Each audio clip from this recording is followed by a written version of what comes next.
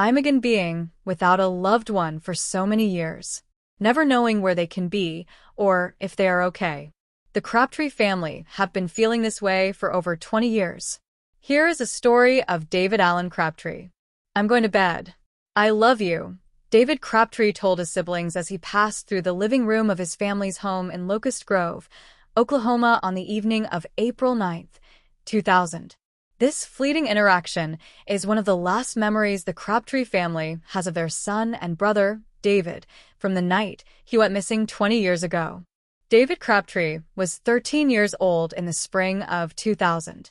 His family has described him as a fun-loving kid who played sports, was always making people laugh, and was close with his three older siblings, James, Cynthia, and Christina.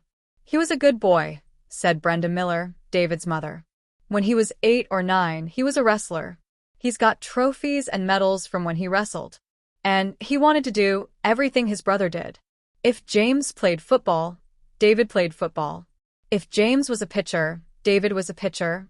Although he was a well-behaved child, like so many other 13-year-olds growing up, David started rebelling, which for him meant sneaking out of the house at night.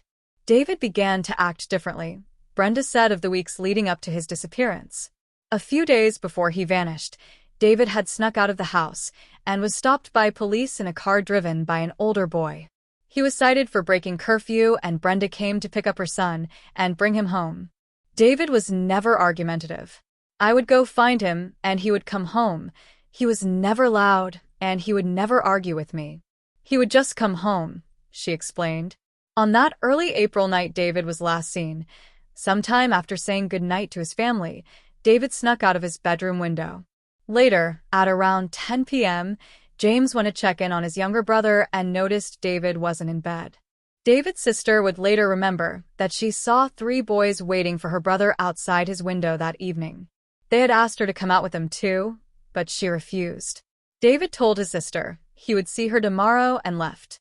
When his family reported this to police, David was labeled as a runaway juvenile, and the case was originally not treated as critically as a missing persons case. Both David's mother and the National Center for Missing and Exploited Children know all too well the stigma against children who leave the house on their own accord. Many people believe that because a child left of their own free will, that they aren't really missing. But runaways face the same dangers as any missing child.